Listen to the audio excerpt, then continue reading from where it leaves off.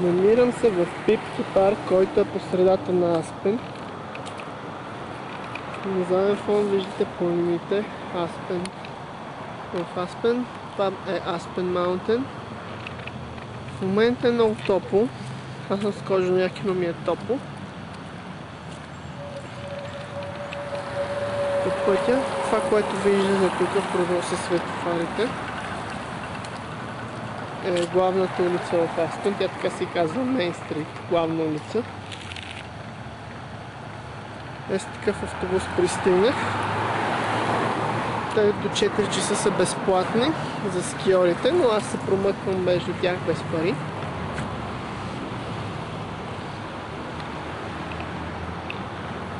Сега отивам на работа в Вин-Вин.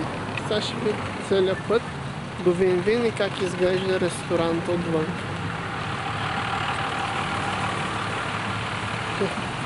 Виждате, тук има таратаки.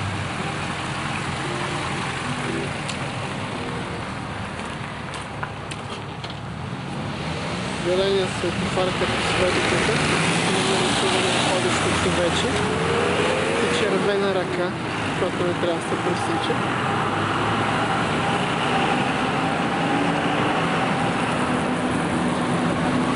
Червеното устройство е един от известните и скъпи хотели в Аспен. Казва се Джером. И както виждате, наистина е топло, снега почти се стопява вече.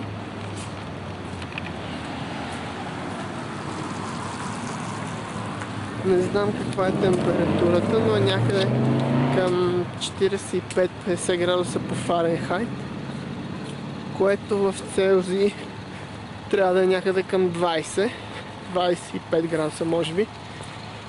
Въобще не е студено.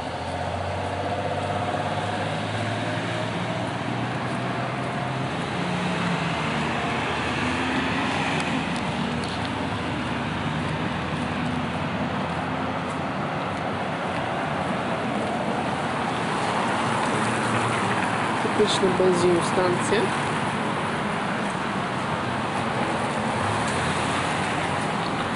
Типични обувки.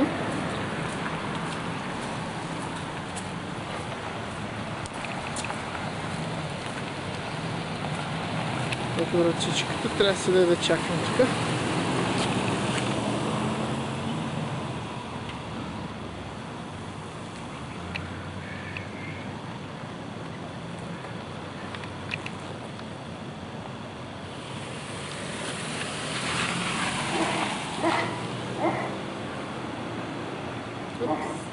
Смени се, тръгвам.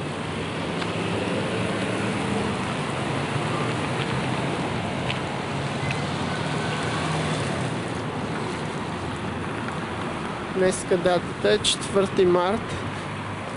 Пеке, сестрата на Иван тък му е пристигнала. И аз бързам да запиша колкото се може повече видеоклипчета, за да ви ги пратя.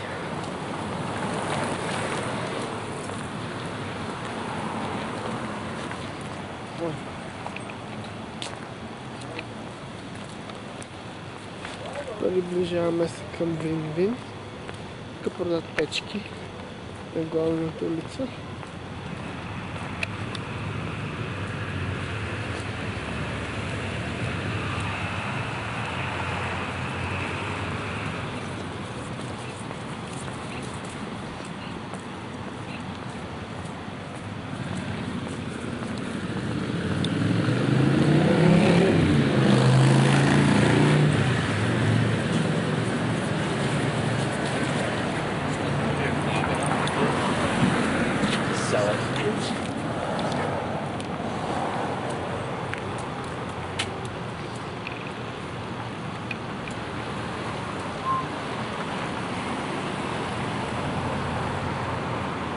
Лифтовете отиват до самия център на Аспен. И оттам се меткаш на лифта и караш ски.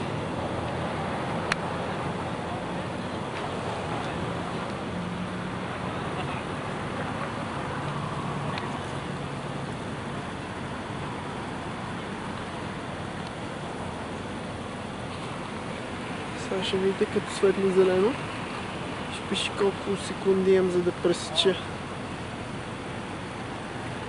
Това е едно голямо кръстовище. Не е много голямо, но едно от големите, така че има това с секундите, другите по-малките кръстовища няма. Ето тази тук кутийка ще ви показва колко секунди имам, за да пресеча. Ще измине точно от другата страна на улицата. Това е един ресторант, наречен Кантина. Това е преведено от мексикански, значи бар. Там му отпада. И те са ни конкуренция, защото продават ефтиня храна, се намира точно до Вин-Вин. И така.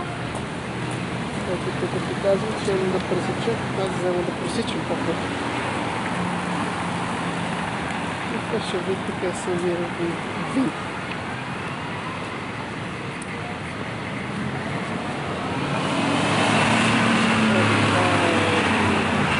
Ресторантът.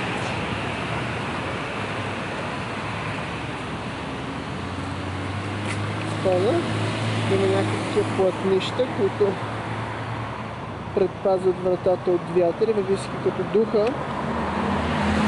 Когато искаш да влезеш в ресторанта, влизаш в тази палатка импровизирана и в самия ресторант въобще не духа. И съответно не навява сняг. Такива работи. Така, това е менюто на ресторанта. И всяка вечер има специалитет, някакъв измислен. В случая е Scampi si scallops Delta Prawns, което ще рече парчета, не знам си scallops как се превежда на български, но някаква нещо като риба, а Delta Prawns са големи скариди, големи колкото може би пенята. И това всеки ден се смея по 2 пъти на обед и вечер. Имаме различни специалитети всеки ден.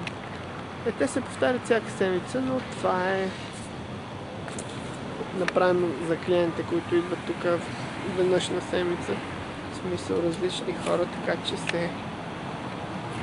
Така. Сега влизаме. Работно време. Сега ще видим всички копаци вътре. Хай! Спирам да записвам, за да не ми се карат.